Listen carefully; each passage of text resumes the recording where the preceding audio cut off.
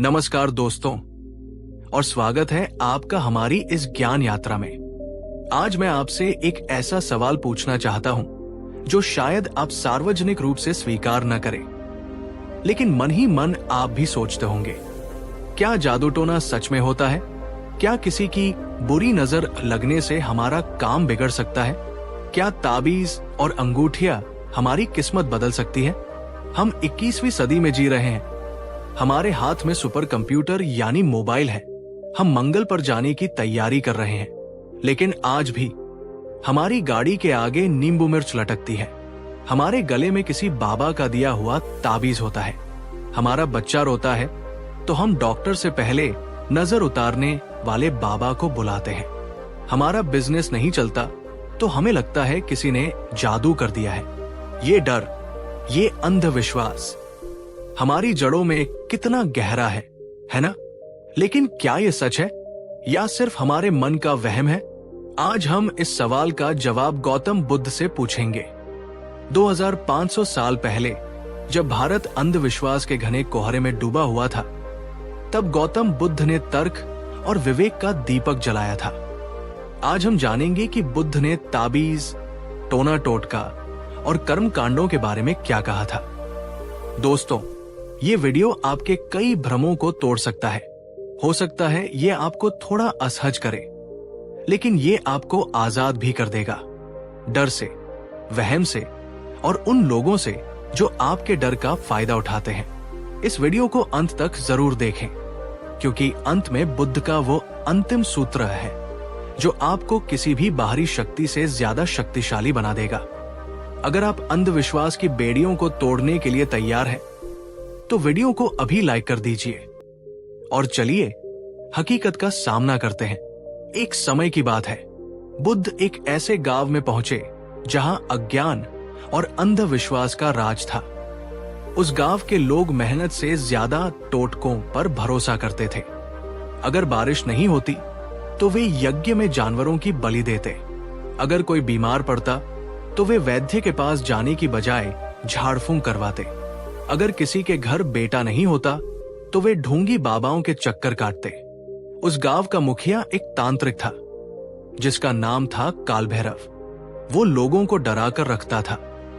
वो कहता, तुम्हारे ऊपर शनि का प्रकोप है, तुम्हारे पितर नाराज है, तुम्हारे दुश्मन ने तुम पर काला जादू किया है। और फिर डर के मारे लोग उसे अपनी मेहनत की कमाई दे देते थे।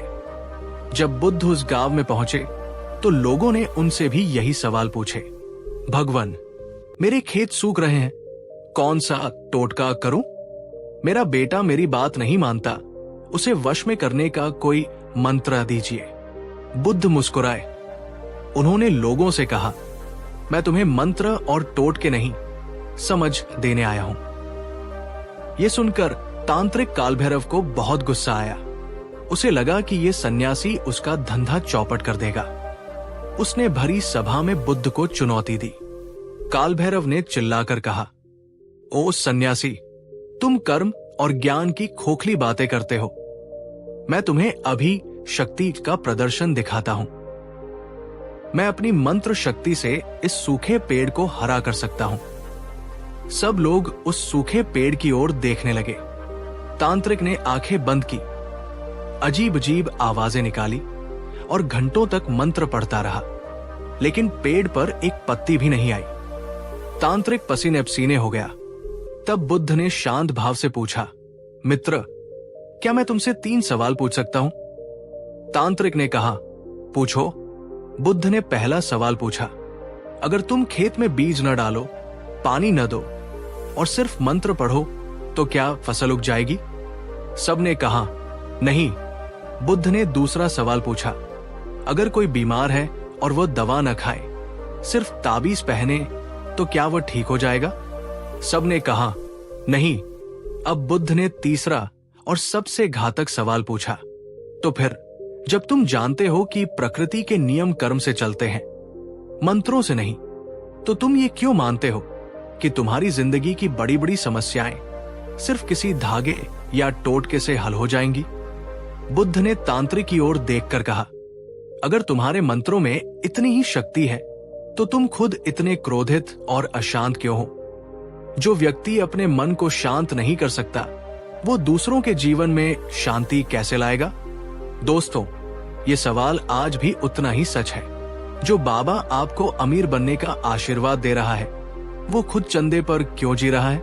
जो ज्योतिषी आपका भविष्य बदलने का दावा कर रहा है, वो अपना भविष्य क्यों नहीं बदल लेता? क्या आपने कभी किसी ऐसे बाबा या तांत्रिक को देखा है जो सच में सुखी और समृद्ध हो, बिना दूसरों से कुछ लिए? कमेंट में हाँ या नहीं लिखें। अब आप मुझसे पूछेंगे, लेकिन कभी कभी तो टोटके काम कर जाते हैं। मैंने देखा है, बुद्ध ने इसका भी मनोवैज्ञानिक विश्लेषण किया है।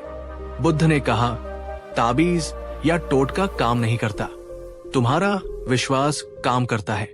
इसे आज का विज्ञान प्लेसिबो इफेक्ट कहता है। ये क्या है? अगर आपको सिर दर्द है और मैं आपको एक चीनी की गोली देकर कहूं कि ये अमेरिका की सबसे ताकतवर दवा है, इसे खाते ही दर्द गायब हो जाएगा, तो 80% संभावना है कि आपका सिर दर्द सच में ठीक हो जाएगा।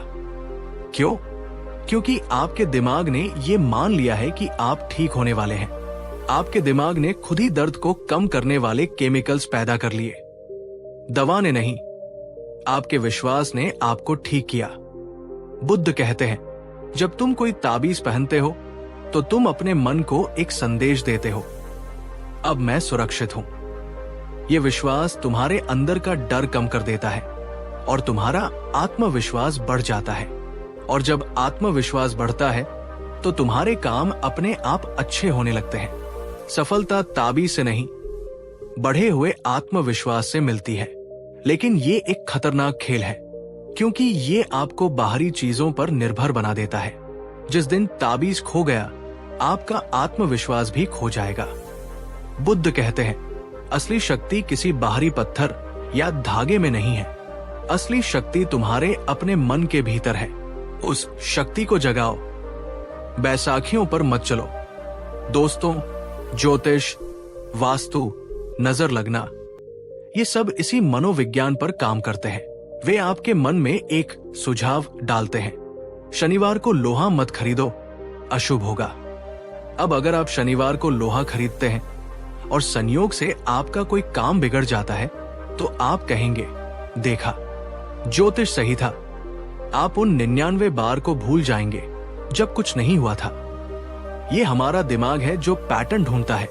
अंधविश्वास इसी का फायदा उठाता है। क्या आपके मन में भी कोई ऐसा अंधविश्वास है जिसे आप सच मानते हैं, जैसे बिल्ली का रास्ता काटना? कमेंट में बताएं। अब हम आते हैं बुद्ध के सबसे बड़े सिद्धांत पर, जो हर जादू टोने को खारिज कर देता है। वह है कर्म का नियम। बुद्ध ने कहा, यह ब्रह्मांड किसी भगवान की मर्जी से नहीं, बल्कि कर्म के अटल नियमों से चलता है। ये नियम क्या है? जैसा बोओगे वैसा काटोगे। अगर आप आम का बीज बोएंगे तो आम ही उगेगा, चाहे आप कितनी भी प्रार्थना कर ले कि नींबू उग जाए। अगर आप मेहनत और ईमानदारी का बीज बोएंगे तो आपको सफलता और सम्मान की फसल मिलेगी। अगर आप आलस्य, झूठ और नफरत का बीज बोएंगे तो आपको गरीबी और दुख की फसल मिलेगी। एक बार बुद्ध ने अपने शिष्यों से पूछा, अगर तुम एक भारी पत्थर को पानी में फेंक दो और फिर किनारे पर खड़े होकर हजारों लोग मिलकर प्रार्थना करें, मंत्र पढ़ें, यज्ञ करें कि हे पत्थर ऊपर आ जाओ, तैरने लगो, तो क्या वो पत्थर तैरेगा? शिष्यों ने कहा, नहीं भगवान, पत्थर का स्वभाव भारी है, वो डूबेगा ही। बुद्ध ने कहा, और अगर तुम पानी में घी या तेल डाल दो और प्रार्थना करो कि हे तेल, नीचे बैठ जाओ, डूब जाओ, तो क्या वो डूबेगा? शिष्यों ने कहा, नहीं भगवान, तेल का स्वभाव हल्का है, वो तैरेगा ही। तब बुद्ध ने समझाया, ठीक इसी तरह तुम्हारे कर्मों का भी अपना स्वभाव होता है। अगर तुम्हारे कर्म पत्थर जैसे भारी यानी बुरे हैं, तो दुनिया की कोई पूजा, कोई ताबीज तुम्हें डूबने यानी दुख पाने से नहीं बचा सकती। और अगर तुम्हारे कर्म तेल जैसे हल्के यानी अच्छे हैं, तो दुनिया का कोई श्राप, कोई काला जादू तुम्हें ऊपर उठने यानी सुख पाने से नहीं रोक सकता। दोस्तों, यह है असली आत्मविश्वास का सूत्र। जब आप जानते हैं कि आपका जीवन आपके कर्मों से तय होता है, तो आपको किसी बाहरी शक्ति से डरने की जरूरत नहीं है। आपको शनि या राहु से डरने की जरूरत नहीं है। आपको अपने बुरे कर्मों से डरने की जरूरत है। आपको किसी दुश्मन के टोने से डरने की जरूरत नहीं है। आपको अपनी नकारात्मक सोच से डरने की जरूरत है। आपका कर्म ही आपका सबसे बड़ा ताबीज है। तो बुद्ध ने अंधविश्वास का क्या समाधान दिया? उन्होंने हमें बाहर से भीतर की ओर मोड़ा। बुद्ध ने कहा, समस्याओं का समाधान किसी बाहरी टोटके में नहीं, बल्कि तुम्हारी अपनी 3 भीतरी शक्तियों में है। 1, भाग्य के भरोसे मत बैठो, उठो और कर्म करो। अगर खेत सूखा है तो बारिश की पूजा मत करो, कुआं खोदो। अगर बिजनेस नहीं चल रहा तो दुकान पर नींबू मिर्च मत लटकाओ। अपनी मार्केटिंग स्ट्रेटेजी बदलो। प्रयास ही असली पूजा है। 2, सती, जागरूक बनो। देखो कि तुम क्या सोच रहे हो, क्या बोल रहे हो और क्या कर रहे हो। जिस व्यक्ति का मन जागरूक है, उस पर कोई बुरी नजर या नकारात्मक ऊर्जा असर नहीं कर सकती। जागरूकता ही असली कवच है। 3, प्रज्ञा, ज्ञान प्राप्त करो। समझो कि दुनिया कैसे काम करती है। कारण और प्रभाव के नियम को समझो। अज्ञानी व्यक्ति ही अंधविश्वासी होता है, ज्ञानी व्यक्ति तार्किक होता है। ज्ञान ही असली मंत्र है। दोस्तों, बुद्ध ने हमें भिखारी नहीं, योद्धा बनाया। उन्होंने हमें यह नहीं सिखाया कि कैसे मांगे, उन्होंने हमें यह सिखाया कि कैसे बने। अब दीपो भव, अपने दीपक स्वयं बनो। किसी और की रोशनी के भरोसे मत रहो। तुम्हारे भीतर ही सूरज छिपा है। तो दोस्तों, आज हमने क्या सीखा? क्या ताबीज, टोना टोटका सच में काम करता है? बुद्ध का जवाब है नहीं। काम करता है आपका विश्वास, काम करता है आपका कर्म, काम करती है आपकी बुद्धि। असली जादू किसी मंत्र में नहीं, आपकी मेहनत में है। असली शक्ति किसी ताबीज में नहीं, आपके आत्मविश्वास में है। असली सुरक्षा किसी धागे में नहीं, आपके अच्छे कर्मों में है। आज से चलिए एक संकल्प लेते हैं। हम अपनी जिंदगी का रिमोट कंट्रोल अपने हाथ में लेंगे। हम अपनी किस्मत के लेखक खुद बनेंगे। दोस्तों, ये वीडियो धर्म के खिलाफ नहीं था। ये धर्म के नाम पर फैले अंधविश्वास के खिलाफ था। उम्मीद है कि बुद्ध के इन तर्कों ने आपके मन के कई जाले साफ किए होंगे। क्या आप आज से अपनी सफलता और असफलता की 100% जिम्मेदारी खुद लेने को तैयार हैं? कमेंट बॉक्स में लिखें, मैं अपनी किस्मत खुद लिखूंगा। अगर इस वीडियो ने आपको निडर और शक्तिशाली महसूस कराया तो इसे लाइक करें। इस वीडियो को हर उस व्यक्ति के साथ शेयर करें जो अंधविश्वास या किसी डर में जी रहा है। आप किसी का जीवन बचा सकते हैं। सब्सक्राइब करें और हमारे इस तार्किक और वैज्ञानिक आध्यात्मिकता के सफर में भागीदार बने। तब तक के लिए जागो, सोचो और कर्म करो। नमो बुद्धाय। नमस्कार दोस्तों, और स्वागत है आपका अंधविश्वास पर हमारी इस गहरी चर्चा के दूसरे भाग में। आज मैं आपसे एक सवाल पूछता हूं। क्या आपने कभी अपनी कुंडली दिखाई है? क्या आप भी सुबह उठकर अपना राशिफल पढ़ते हैं? क्या आप मानते हैं कि शनि, मंगल और राहु जैसे ग्रह आपके जीवन पर अच्छा या बुरा प्रभाव डालते हैं? अगर आपका जवाब हाँ है, तो आप अकेले नहीं हैं। आज करोड़ों लोग अपना जीवन इन 9 ग्रहों के हिसाब से जीते हैं। मंगल भारी है, शादी नहीं होगी। शनि की 7.5 चल रही है, बिजनेस में नुकसान होगा। ये रत्न पहन लो, किस्मत चमक जाएगी। हम सितारों की चाल देखकर डरते हैं, खुश होते हैं और अपने फैसले बदलते हैं। एक तरह से हम सितारों के गुलाम बन गए हैं। लेकिन क्या ये सच है? क्या हमारा भविष्य सच में आसमान में घूम रहे कुछ पत्थरों यानी ग्रहों ने पहले से ही लिख दिया है, या फिर हमारी किस्मत का पेन हमारे अपने हाथ में है? आज हम जानेंगे कि गौतम बुद्ध ने ज्योतिष और भाग्य के बारे में क्या कहा था। बुद्ध का जवाब इतना तार्किक और इतना क्रांतिकारी है कि ये आपको हिलाकर रख देगा। ये वीडियो आपको ज्योतिषियों का दुश्मन बनाने के लिए नहीं है, ये आपको आत्मनिर्भर बनाने के लिए है। अगर आप अपनी जिंदगी का कंट्रोल अपने हाथ में लेना चाहते हैं तो इस वीडियो को अंत तक देखें। अगर आप सितारों का गुलाम नहीं बल्कि अपना मालिक बनना चाहते हैं तो वीडियो को लाइक करें। चलिए सच की पड़ताल करते हैं। बुद्ध के समय में कोसल देश के राजा थे प्रसेनजित। वे बुद्ध के बड़े प्रशंसक थे, लेकिन वे बहुत अंधविश्वासी भी थे। वे हर छोटे बड़े काम के लिए अपने राज ज्योतिषियों से सलाह लेते थे। एक दिन ज्योतिषियों ने राजा की कुंडली देखी और कहा, महाराज, अनर्थ हो गया। आपके ग्रह बहुत खराब चल रहे हैं। 7 दिन के अंदर आपकी मृत्यु निश्चित है। ये सुनते ही राजा डर के मारे कांपने लगा। ज्योतिषियों ने कहा, महाराज, एक ही उपाय है। आपको एक महायज्ञ करना होगा और 100 जानवरों की बलि देनी होगी, तभी ये संकट टल सकता है। राजा ने तुरंत तैयारी का आदेश दे दिया, लेकिन उसकी रानी मल्लिका, जो बुद्ध की शिष्या थी, बहुत बुद्धिमान थी। उसने राजा से कहा, स्वामी, आप इतने ज्ञानी होकर भी इन ढोंगियों की बातों में क्यों आ रहे हैं? आप एक बार तथागत यानी बुद्ध से सलाह क्यों नहीं लेते? राजा डरा हुआ था, लेकिन उसे रानी की बात सही लगी। वो तुरंत बुद्ध के पास गया और उनके चरणों में गिरकर रोने लगा। उसने कहा, भगवान, मुझे बचाइए। ज्योतिषियों ने कहा है कि मैं 7 दिन में मर जाऊंगा। क्या यह सच है? बुद्ध ने राजा को उठाया और शांत भाव से पूछा, राजन, क्या तुम मानते हो कि तुम अमर हो?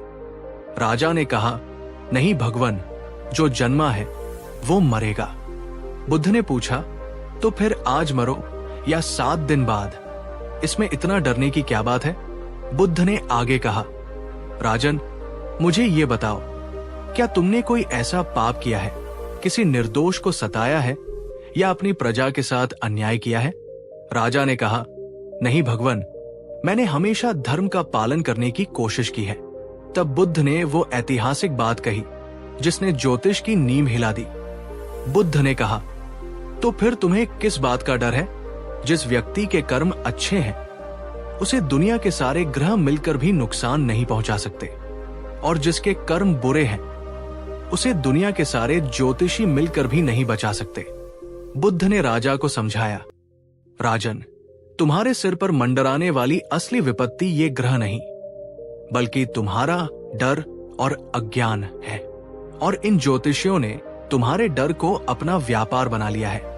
निर्दोष जानवरों की बलि देने से पुण्य नहीं, पाप मिलेगा। बुद्ध ने कहा, जाओ, अगले 7 दिन डरो मत। अपनी प्रजा की सेवा करो, ध्यान करो और मन को शांत रखो। अगर मृत्यु आनी भी होगी तो तुम उसे एक वीर की तरह स्वीकार करना, कायर की तरह नहीं। राजा को हिम्मत मिली, उसने यज्ञ रुकवा दिया। 7 दिन बीत गए, 8वां दिन आया। राजा जिंदा था। वो दौड़कर बुद्ध के पास गया और हमेशा के लिए उनका शिष्य बन गया। क्या आप भी अपनी कुंडली देखकर डर जाते हैं? क्या आपको लगता है कि बुद्ध की ये बात सही है कि अच्छे कर्म हर ग्रह दोष से बड़े हैं? कमेंट में लिखें, कर्म ही भाग्य है। अब आप सोचेंगे, लेकिन ज्योतिष कई बार सही भी तो होता है। बुद्ध ने इसका भी विश्लेषण किया था।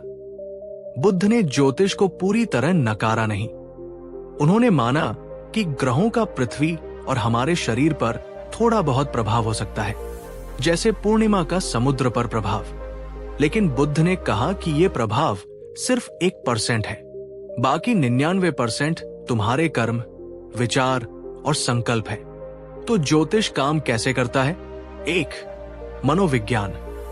जैसे हमने पिछले वीडियो में प्लेसिबो इफेक्ट की बात की थी, ज्योतिष भी वैसे ही काम करता है। जब ज्योतिषी कहता है तुम्हारा अच्छा समय आने वाला है, तो तुम्हारे अंदर आशा और आत्मविश्वास बढ़ जाता है। इस आत्मविश्वास के कारण तुम बेहतर निर्णय लेते हो और सफल हो जाते हो।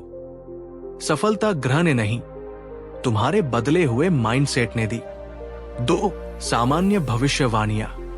ज्यादातर भविष्यवाणियां बहुत सामान्य होती हैं, जो हर किसी पर लागू हो सकती है। जैसे आज आपको कोई अच्छी खबर मिलेगी, या किसी अपने से मनमुटाव हो सकता है। दिन भर में ऐसी छोटी मोटी घटनाएं होती ही रहती हैं। हम सिर्फ उस भविष्यवाणी को याद रखते हैं जो सच हो जाती है और बाकी को भूल जाते हैं। बुद्ध ने कहा, तारों और ग्रहों की पूजा करने की बजाय अपने कर्मों की पूजा करो। जो व्यक्ति अपने कर्मों का स्वामी है उसके लिए सारे ग्रह शुभ है। दोस्तों, ज्योतिष पर निर्भरता हमें कर्महीन बना देती है। जब हमें पता चलता है कि अच्छा समय आने वाला है तो हम मेहनत करना कम कर देते हैं। जब हमें पता चलता है कि बुरा समय आने वाला है तो हम डर कर प्रयास करना ही छोड़ देते हैं। दोनों ही स्थितियों में हम अपनी जिंदगी का कंट्रोल ग्रहों के हाथ में दे देते हैं। बुद्ध के समय में लोग हर काम नक्षत्र या मुहूर्त देखकर करते थे। आज कौन सा दिन है, इस दिशा में यात्रा करनी चाहिए या नहीं। एक बार एक किसान को अपने खेत में बीज बोने थे। वो बुद्ध के पास आया और बोला, भगवान, कृपया बताइए कि बीज बोने के लिए सबसे शुभ नक्षत्र कौन सा है। बुद्ध ने कहा, मूर्ख, जब तुम्हारे पास बीज हो, खेत तैयार हो और बारिश होने वाली हो, वही सबसे शुभ नक्षत्र है। अगर तुम तारों का इंतजार करते रहोगे तो अवसर हाथ से निकल जाएगा। बुद्ध ने एक बहुत ही प्रसिद्ध गाथा कही, नक्षत्र पतिमानेन्त अत्थो बाल उपच्चगा। इसका अर्थ है, जो मूर्ख व्यक्ति सिर्फ नक्षत्रों का इंतजार करता रहता है, सफलता और समृद्धि उसे छोड़कर चली जाती है। सफलता तो उसी को मिलती है जो अवसर को पहचान कर तुरंत कर्म करता है। दोस्तों, ये कितनी बड़ी सीख है। अवसर ही असली ज्योतिष है। अगर आपको एक अच्छी नौकरी का ऑफर मिला है तो ये मत सोचिए कि बुधवार है या शनिवार। उसे स्वीकार कीजिए। कर्म करने के लिए हर पल शुभ है और आलस्य करने के लिए हर पल अशुभ है। क्या आप भी कोई काम शुरू करने से पहले पंचांग या मुहूर्त देखते हैं? क्या बुद्ध की ये बात आपकी आंखें खोल रही है? कमेंट में बताएं। तो बुद्ध ने भाग्य और ग्रहों का क्या समाधान दिया? उन्होंने हमें भाग्यवादी से कर्मवादी बनाया। बुद्ध ने कहा, तुम्हारी किस्मत किसी किताब में लिखी नहीं है, तुम उसे हर दिन अपने हर कर्म से खुद लिख रहे हो। अपनी किस्मत लिखने के 3 कदम। 1. सम्यक दृष्टि। सबसे पहले ये मानना बंद कर दो कि तुम ग्रहों की कठपुतली हो। ये मानो कि मैं अपने जीवन का रचयिता हूं। 2. सम्यक संकल्प। अपने जीवन का एक लक्ष्य बनाओ। तुम्हें क्या चाहिए उसे स्पष्ट रूप से लिखो। जिस व्यक्ति के पास कोई लक्ष्य नहीं होता उसकी जिंदगी ग्रहों और दूसरों की राय के हिसाब से चलती है। 3. सम्यक कर्म। उस लक्ष्य को पाने के लिए योजना बनाओ और उस पर काम करो, रोज बिना रुके। बुद्ध ने कहा, बूंद बूंद से घड़ा भरता है। रोज किया गया छोटा छोटा प्रयास ही एक दिन बड़ी सफलता बनता है। दोस्तों, जब आप इस रास्ते पर चलते हैं तो आपको किसी ज्योतिषी से पूछने की जरूरत नहीं पड़ती कि मेरा भविष्य क्या है। आपको पता होता है कि मेरा भविष्य वही होगा जो मैं आज बना रहा हूं। यह है असली आत्मविश्वास। तो दोस्तों, आज का सार क्या है? 1. ग्रह नहीं, कर्म। आपकी जिंदगी आपके कर्मों से चलती है, ग्रहों की चाल से नहीं। 2. आत्मनिर्भर बने, अपनी शक्ति को पहचाने, किसी बाहरी शक्ति पर निर्भर न रहें। 3. अवसर को पकड़े, शुभ मुहूर्त का इंतजार न करें, हर पल शुभ है। 4. अपनी किस्मत खुद लिखे, आप भिखारी नहीं, अपनी दुनिया के बादशाह हैं। बुद्ध का अंतिम संदेश। वो व्यक्ति जो आत्म विजयी है, जो अनुशासित है और जो अपने कर्मों पर नियंत्रण रखता है, उसे न तो देवता हरा सकते हैं, न गंधर्व, न मार और न ही ब्रह्मा। उसकी जीत को कोई हार में नहीं बदल सकता। आइए हम भी ऐसे ही आत्म विजयी बने। दोस्तों, ये वीडियो किसी की आस्था को चोट पहुंचाने के लिए नहीं था। ये आपको डर से आजाद करने और कर्म करने के लिए प्रेरित करने का एक प्रयास था। क्या आप आज से अपनी कुंडली को अपनी अलमारी में बंद करके अपनी मेहनत पर भरोसा करने का संकल्प लेते हैं? कमेंट में लिखें, मैं अपना भाग्य खुद बनाऊंगा। नमस्कार दोस्तों, और स्वागत है आपका अंधविश्वास पर हमारी इस गहरी चर्चा के तीसरे भाग में। आज मैं आपसे कुछ सवाल पूछता हूं और आप मन ही मन ईमानदारी से जवाब दीजिएगा। अगर आप किसी जरूरी काम से जा रहे हैं और एक काली बिल्ली आपका रास्ता काट जाए, तो क्या आपके मन में एक सेकंड के लिए भी कोई बुरा ख्याल आता है? अगर घर से निकलते समय कोई छींक दे, तो क्या आप थोड़ी देर के लिए रुक जाते हैं? क्या आप मानते हैं कि मंगलवार और शनिवार को बाल नहीं कटवाने चाहिए? अगर आपका जवाब हाँ है, तो आप अकेले नहीं हैं। हम चाहे कितने भी पढ़े लिखे क्यों न हो, 21वीं सदी में क्यों न जी रहे हों, ये छोटे छोटे अंधविश्वास हमारे अवचेतन मन में गहरे बसे हुए हैं। हम इन्हें पुरखों की बातें कहकर टाल देते हैं, लेकिन इन पर यकीन भी करते हैं। लेकिन क्या कभी आपने सोचा है कि इन बातों में कोई तर्क है? क्या सच में एक बेचारी बिल्ली में इतनी ताकत है कि वह आपके लाखों के सौदे को बिगाड़ सके? क्या आपकी छींक ब्रह्मांड की घटनाओं को बदल सकती है? आज हम जानेंगे कि गौतम बुद्ध ने इन शगुन अपशगुन के बारे में क्या कहा था। बुद्ध का जवाब इतना वैज्ञानिक और इतना तार्किक है कि ये आपके मन के सारे जाले साफ कर देगा। ये वीडियो आपको आपके ही बनाए हुए डर के पिंजरे से आजाद कर देगा।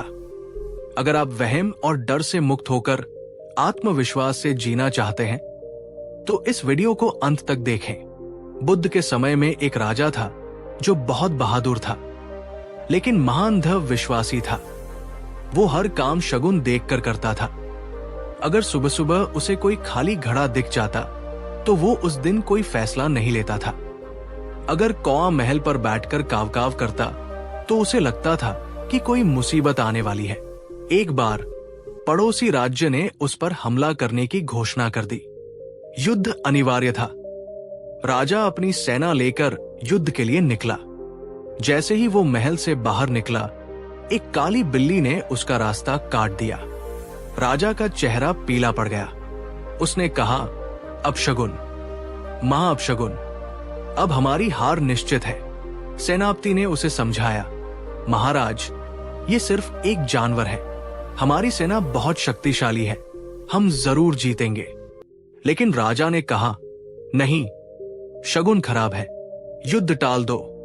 सेनापति ने कहा, महाराज, अगर हम आज नहीं लड़े तो दुश्मन हमारी राजधानी में घुस आएगा, हमें लड़ना ही होगा। राजा बेमन से आगे बढ़ा। थोड़ी दूर जाने पर किसी सैनिक को छींक आ गई। राजा का डर और बढ़ गया। देखो, एक और अपशगुन।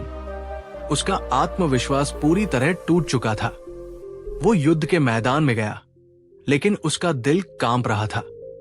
वो मन से पहले ही हार चुका था, और नतीजा वही हुआ। उसकी सेना बुरी तरह हार गई। राजा जान बचाकर भागा और सीधा गौतम बुद्ध के आश्रम में पहुंचा। वो रोते हुए बुद्ध से बोला, भगवान, मैं बर्बाद हो गया। बुरे शगुनों ने मुझे हरा दिया। एक बिल्ली और एक छींक ने मेरा सब कुछ छीन लिया। बुद्ध ने शांति से उसकी बात सुनी। फिर उन्होंने पूछा, राजन, क्या उस बिल्ली ने तुम्हारी तलवार तोड़ी थी? राजा ने कहा, नहीं। क्या उस छींक ने तुम्हारे सैनिकों को मारा था? राजा ने कहा, नहीं। तो फिर तुम्हें किसने हराया, बिल्ली ने या तुम्हारे अपने वहम ने? बुद्ध ने समझाया, राजन, बिल्ली तो बस अपना रास्ता जा रही थी। छींक तो बस एक शारीरिक क्रिया थी। ये घटनाएं तटस्थ थी। तुमने अपने मन में उन्हें अपशगुन का अर्थ दिया और डर गए। तुम्हारे डर ने तुम्हारे आत्मविश्वास को खत्म कर दिया, और आत्मविश्वास के बिना दुनिया की सबसे बड़ी सेना भी हार जाती है। तुम्हें शगुन ने नहीं, तुम्हारे अंधविश्वास ने हराया है। दोस्तों, ये कितनी बड़ी बात है। घटनाएं बुरी नहीं होती, हम उन्हें जो लेबल देते हैं वो बुरा होता है। बिल्ली का रास्ता काटना सिर्फ एक घटना है, जैसे किसी कुत्ते का या इंसान का रास्ता काटना, लेकिन हमने उसे अपशगुन का लेबल दे दिया है, और हमारा यही विश्वास हमारे डर को सच साबित कर देता है। क्या आपके साथ कभी ऐसा हुआ है कि आपने किसी बात को अपशगुन माना और फिर आपका काम सच में बिगड़ गया? सोचिए, क्या वो काम उस अपशगुन की वजह से बिगड़ा या आपके डर और आत्मविश्वास की कमी की वजह से? कमेंट में बताएं। बुद्ध ने समझाया कि ये शगुन अपशगुन पैदा कहां से होते हैं। 1. अज्ञान। जब हमें किसी घटना के पीछे का वैज्ञानिक कारण नहीं पता होता तो हम उसे किसी दैवीय या राक्षसी शक्ति से जोड़ देते हैं। पुराने जमाने में लोगों को नहीं पता था कि छींक क्यों आती है, तो उन्हें लगा कि शायद कोई आत्मा शरीर से बाहर निकल रही है, इसलिए रुक जाना चाहिए। आज हमें पता है कि ये एक एलर्जिक रिएक्शन है। 2. संयोग। हजारों बार बिल्ली रास्ता काटती है और कुछ नहीं होता, लेकिन अगर एक बार रास्ता काटने के बाद आपका कोई काम बिगड़ जाए जो किसी और कारण से बिगड़ा हो, तो आपका दिमाग उन 2 घटनाओं को जोड़ लेता है। इसे कॉरिलेशन इज नॉट कॉजेशन कहते हैं, यानी 2 घटनाओं का एक साथ होना ये साबित नहीं करता कि एक ने दूसरे को पैदा किया है। 3. डर का मनोविज्ञान। हमारा दिमाग हमेशा सुरक्षा चाहता है, वो अनिश्चितता से डरता है। अंधविश्वास हमें एक झूठा कंट्रोल देता है। हमें लगता है कि अगर हम ये टोटके कर लेंगे तो हम बुरे भाग्य से बच जाएंगे। बुद्ध ने कहा, एक जागरूक और तार्किक मन के लिए कोई शगुन अपशगुन नहीं होता, उसके लिए सिर्फ कारण और प्रभाव होता है। दोस्तों, ये अंधविश्वास हमें कमजोर और पराधीन बनाते हैं। हम अपनी जिंदगी के फैसले अपनी बुद्धि से नहीं, बल्कि कौए की आवाज या छिपकली के गिरने से करने लगते हैं। ये मानसिक गुलामी है। बुद्ध के समय में मंगल यानी शुभ और अमंगल यानी अशुभ का बहुत बोलबाला था। लोग पूछते थे, भगवान, असली मंगल क्या है? बुद्ध ने इसके जवाब में एक पूरा सूत्र दिया, जिसे मंगल सूत्र कहते हैं। ये बुद्ध की सबसे क्रांतिकारी शिक्षाओं में से एक है। बुद्ध ने कहा, असली मंगल किसी तारे, किसी दिन या किसी घटना में नहीं है। असली मंगल तुम्हारे कर्मों में है। बुद्ध के अनुसार 38 मंगल यानी शुभ कर्म है। उनमें से कुछ है मूर्खों की संगत न करना, ज्ञानियों की संगत करना। ये मंगल है माता पिता की सेवा करना। ये मंगल है मीठे वचन बोलना। ये मंगल है धैर्य रखना, कृतज्ञ होना। ये मंगल है अपने मन को शांत और शुद्ध रखना। ये सबसे बड़ा मंगल है। बुद्ध ने कहा, जो व्यक्ति इन मंगलों का पालन करता है उसे कोई ग्रह, कोई नक्षत्र, कोई बिल्ली और कोई छींक पराजित नहीं कर सकती। वो हर परिस्थिति में अजेय रहता है। दोस्तों, ये कितनी बड़ी आजादी है। बुद्ध कह रहे हैं कि आपको शुभ शुभ के लिए किसी कैलेंडर या पंडित पर निर्भर रहने की जरूरत नहीं है। आप अपना मंगल खुद बना सकते हैं। अगर आज आप किसी की मदद करते हैं तो आज का दिन आपके लिए शुभ है। अगर आज आप किसी से झूठ बोलते हैं तो आज का दिन आपके लिए अशुभ है। चाहे पंचांग कुछ भी कहे, आपकी किस्मत का कंट्रोल आपके हाथ में है। क्या आप आज से ये मानने को तैयार है कि आपका कर्म ही आपका सबसे बड़ा शगुन है? कमेंट में लिखें, मेरा कर्म ही मेरा शगुन है। तो इस वहम के जाल से कैसे निकले? बुद्ध ने इसके लिए 3 कदम बताए। 1. प्रश्न पूछो। किसी भी बात को सिर्फ इसलिए मत मान लो कि वो हजारों सालों से चली आ रही है, या किसी किताब में लिखी है, या किसी बड़े आदमी ने कही है। तर्क की कसौटी पर कसो। पूछो, बिल्ली के रास्ता काटने से मेरा काम क्यों बिगड़ेगा? क्या बिल्ली और मेरे काम के बीच कोई कनेक्शन है? जब आप सवाल पूछना शुरू करते हैं तो अंधविश्वास की दीवारें ढहने लगती हैं। 2. कारण और प्रभाव को समझो। अगर आपका बिजनेस फेल हुआ है तो बिल्ली को दोष मत दो। विश्लेषण करो, क्या मेरी मार्केटिंग गलत थी? क्या मेरा प्रोडक्ट खराब था? क्या मैंने ग्राहकों से ठीक से बात नहीं की? असली कारण ढूंढो और उसे ठीक करो। 3. आत्मनिर्भर बनो। अपनी शक्ति को पहचानो। ये मानो कि आपके विचार, आपके शब्द और आपके कर्म ही आपके भविष्य का निर्माण करते हैं। जब आपको खुद पर अटूट विश्वास होता है तो आपको किसी बाहरी शगुन या सहारे की जरूरत नहीं पड़ती। बुद्ध ने हमें एक वैज्ञानिक धर्म दिया, एक ऐसा धर्म जो मानो नहीं कहता बल्कि जानो कहता है। उन्होंने हमें भेद नहीं शेर बनाया। तो दोस्तों, आज का सार क्या है? 1. शगुन अपशगुन मन का वहम है, घटनाएं तटस्थ होती है, हम उन्हें अर्थ देते हैं। 2. डर से अंधविश्वास पैदा होता है, जब हम डरते हैं तभी हमें सहारों की जरूरत पड़ती है। 3. कर्म ही असली शगुन है, आपके अच्छे कर्म ही आपकी सबसे बड़ी सुरक्षा है। 4. तर्क का दीपक जलाओ, हर बात पर सवाल पूछो। बुद्ध का अंतिम संदेश, जैसे एक शांत झील में आकाश साफ दिखाई देता है, वैसे ही एक शांत और तार्किक मन में सत्य साफ दिखाई देता है। अपने मन को अंधविश्वास के कंकड़ों से अशांत मत करो। आइए हम भी अपने मन को एक शांत झील बनाएं। दोस्तों, ये वीडियो किसी की परंपरा का अपमान करने के लिए नहीं था। ये आपको मानसिक रूप से आजाद करने का एक प्रयास था। उम्मीद है कि आज के बाद आप किसी बिल्ली या छींक से नहीं डरेंगे।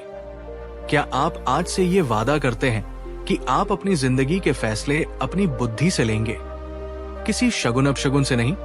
कमेंट में लिखें, मैं अपनी बुद्धि पर भरोसा करता हूं। नमस्कार दोस्तों, और स्वागत है आपका अंधविश्वास पर हमारी इस गहरी चर्चा के चौथे भाग में। आज मैं आपसे एक बहुत ही संवेदनशील सवाल पूछना चाहता हूं। क्या पानी हमारे पापों को धो सकता है? हमारे देश में करोड़ों लोगों की आस्था है कि पवित्र नदियों में स्नान करने से या तीर्थ स्थलों पर जाने से हमारे जन्मों जन्मों के पाप धुल जाते हैं और हमें मोक्ष मिलता है। लोग अपनी पूरी जिंदगी की कमाई लगाकर 4 धाम की यात्रा करते हैं। वे कुंभ के मेले में करोड़ों की भीड़ में डुबकी लगाते हैं। क्यों? पाप धोने के लिए। लेकिन दोस्तों, क्या आपने कभी सोचा है, अगर पानी से ही पाप धुलते तो मछलियां तो सबसे ज्यादा पवित्र होती। वे तो 24 घंटे पानी में ही रहती हैं। अगर तीर्थ जाने से ही मोक्ष मिलता तो वहां रहने वाले सभी लोग संत होते। क्या ये एक आध्यात्मिक शॉर्टकट नहीं है कि हम जीवन भर पाप करें, झूठ बोले, दूसरों का दिल दुखाएं और फिर साल के अंत में एक डुबकी लगाकर सब कुछ साफ कर लें? आज हम जानेंगे कि गौतम बुद्ध ने इस आस्था पर क्या कहा था। बुद्ध का जवाब इतना तार्किक और इतना सीधा है कि ये हमारी कई धारणाओं को तोड़ देगा। ये वीडियो किसी की आस्था का अपमान करने के लिए नहीं है, ये आस्था के सही अर्थ को समझने के लिए है। अगर आप पाप पुण्य के असली विज्ञान को समझना चाहते हैं तो इस वीडियो को अंत तक देखें। एक बार बुद्ध गया में निरंजना नदी के किनारे बैठे थे। सर्दी का मौसम था। सुबह सुबह कड़ाके की ठंड पड़ रही थी। बुद्ध ने देखा कि एक ब्राह्मण, जिसका नाम सुंदरिक भारद्वाज था, रोज सुबह उस बर्फीले पानी में डुबकी लगाता था। वो मंत्र पढ़ता और कहता, हे गंगे, मेरे पापों को धो दो। बुद्ध कई दिनों तक उसे देखते रहे। एक दिन बुद्ध उस ब्राह्मण के पास गए। ब्राह्मण ने बुद्ध को देखा, जो सिर्फ एक पतली चादर ओढ़े थे। ब्राह्मण ने पूछा, हे श्रमण, तुम्हें ठंड नहीं लगती? बुद्ध ने मुस्कुराकर कहा, ब्राह्मण, जिसे अपने भीतर की आग यानी क्रोध, घृणा जला रही हो, उसे बाहर की ठंड क्या लगेगी? फिर बुद्ध ने पूछा, तुम रोज इस ठंडे पानी में क्या करते हो? ब्राह्मण ने गर्व से कहा, मैं स्नान करके अपने पाप धोता हूं। ये पवित्र नदी है, ये मोक्ष देती है। तब बुद्ध ने वो सवाल पूछा जिसने उस ब्राह्मण की आत्मा को झकझोर दिया। बुद्ध ने कहा, अगर पानी सच में तुम्हारे पापों को धो सकता तो ये तुम्हारे अच्छे कर्मों यानी पुण्य को क्यों नहीं धोएगा? अगर पानी गंदगी यानी पाप को साफ करता है तो उसे अच्छाई यानी पुण्य और गंदगी यानी पाप में फर्क कैसे पता चलता है? ब्राह्मण निशब्द हो गया।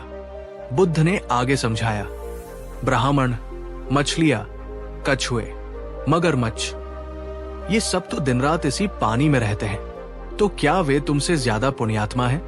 और जो कसाई, चोर और हत्यारे इसी नदी के किनारे रहते हैं और रोज इसमें नहाते हैं, क्या वे भी स्वर्ग जाएंगे? बुद्ध ने कहा, अगर नदियां स्वर्ग दे सकती तो सारे नाविक और मछुआरे सीधे स्वर्ग जाते। सच्चाई यह है कि ये नदी तुम्हारे शरीर का मैल तो धो सकती है, लेकिन तुम्हारे मन का मैल नहीं धो सकती। ब्राह्मण ने हाथ जोड़कर पूछा, तो फिर भगवान मन का मैल कैसे धुलेगा? असली तीर्थ कहाँ है? तब बुद्ध ने उसे असली तीर्थ का रास्ता दिखाया। क्या आपने कभी सोचा है कि अगर गंगा में नहाने से पाप धुलते तो आज हमारा देश भ्रष्टाचार मुक्त क्यों नहीं है? क्या बुद्ध का तर्क आपको सोचने पर मजबूर करता है? कमेंट में बताएं। इस बात को समझने के लिए हमें पहले ये समझना होगा कि बुद्ध की नजर में पाप क्या है। पाप कोई लिस्ट नहीं है कि ये करो, ये मत करो। बुद्ध ने कहा, कोई भी ऐसा कर्म जो तुम्हें या किसी और को पीड़ा दे वो पाप है। पाप का स्रोत बाहर नहीं, तुम्हारे मन में है। वो है लोभ, द्वेष और मोह। जब तुम लोभ में चोरी करते हो वो पाप है। जब तुम द्वेष में किसी को गाली देते हो वो पाप है। जब तुम मोह यानी अज्ञान में अंधविश्वास करते हो वो भी पाप है। बुद्ध ने कहा, पाप कोई गंदगी नहीं है जो पानी से धुल जाए। पाप एक ऊर्जा है, एक कर्म बीज है। तुमने जो बीज बोया है उसका फल तो तुम्हें भोगना ही पड़ेगा। उसे कोई नदी धो नहीं सकती। दोस्तों, ये कर्म का विज्ञान है। अगर आप आग में हाथ डालेंगे तो वो जलेगा ही। आप बाद में कितनी भी पूजा कर लें, जलने का दर्द तो सहना ही पड़ेगा। हाँ, दवा यानी अच्छा कर्म लगाने से घाव जल्दी भर सकता है, लेकिन निशान यानी कर्म का फल तो रहेगा। तीर्थ यात्राएं और स्नान हमें एक मानसिक सांत्वना देते हैं। हमें लगता है कि हमने कुछ कर लिया है और हम अपने अपराध बोध से मुक्त हो जाते हैं, लेकिन ये एक अस्थायी राहत है। जैसे ही हम वापस अपनी पुरानी जिंदगी में लौटते हैं, हम फिर वही गलतियां, वही पाप करने लगते हैं। चक्र चलता रहता है। तो ब्राह्मण ने बुद्ध से पूछा, भगवान, अगर ये बाहरी नदियां मेरे पाप नहीं धो सकती तो असली गंगा, असली यमुना कहाँ है? बुद्ध ने मुस्कुराकर कहा, ब्राह्मण, असली तीर्थ तुम्हारे भीतर ही है।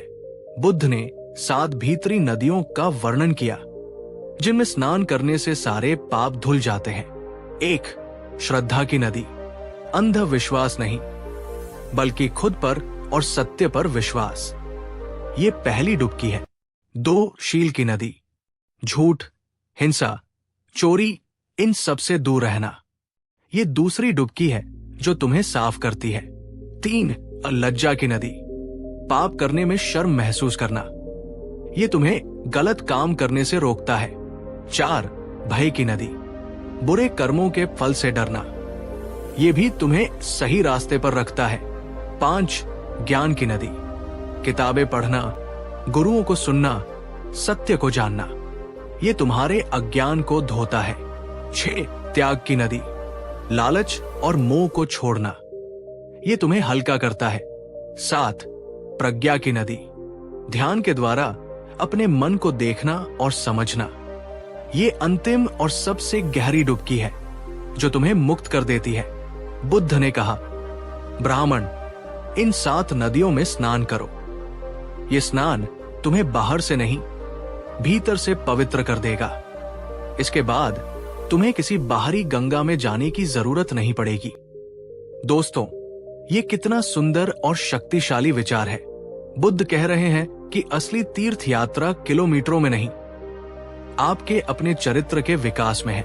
असली कुंभ आपके भीतर लगता है जब आपके अच्छे विचार मिलते हैं। क्या आप आज से इन भीतरी नदियों में स्नान करने का संकल्प लेते हैं? क्या आप मानेंगे कि अच्छा इंसान बनना ही सबसे बड़ी तीर्थ यात्रा है? कमेंट में लिखें, मेरा मन ही मेरा तीर्थ है। बुद्ध की बातों ने उस ब्राह्मण की आत्मा को जगा दिया। उसे समझ आ गया कि वो सालों से सिर्फ पानी में डुबकी लगा रहा था, धर्म में नहीं। उसने उसी दिन से बाहरी कर्मकांड छोड़ दिए।